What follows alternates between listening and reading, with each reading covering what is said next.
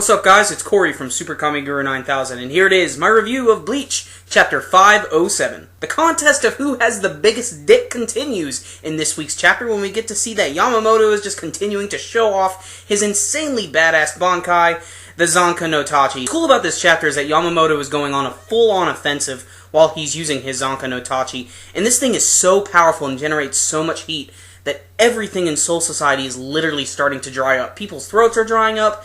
Frickin' Hitsugaya can't even use his abilities because they're all ice. Everything's just too damn hot. It's ridiculous. His bankai is so powerful, it literally affects the entire world around him.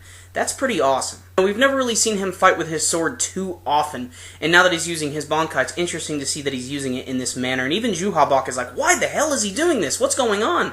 And he's even cut by it a little bit, but nothing really happens at first. That's when we get to see when he finally strikes with the tip of his blade, a large chunk of the earth just blows away completely. And this shocks Juhabak, and of course the readers as well. We're like, whoa, holy shit. And that's when we learn that it has a few interesting abilities. Zanka no Tachi Kyoku Jitsujin, which is just really, really fun to say.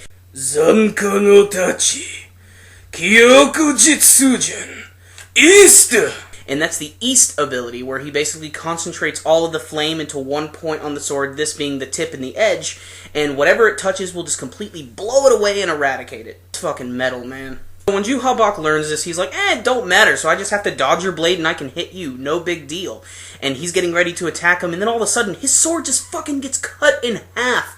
And this is when Yamamoto's like, you know what, I'm going to show you the other abilities. With an East, there has to be a West, and that's where we get to see the second ability of the Zanka no Tachi, the Zanji Sugoki, which is the West ability, where basically all of these flames just immediately erupt around Yamamoto, and even around Juhabak and everything else, and he basically says, you can think of my sword and myself as one at this point. I am literally like the power of the sun. Even though Yamamoto's just doing great right now, he's being a complete badass, let's face it guys, he's probably not going to live through this battle. I'm sure there's going to be some sort of trick up Juhabak's sleeve, where he's going to use some crazy Quincy ability, but then again, I'm really interested to learn a little bit more about the history of these characters. What actually happened 1,000 years ago?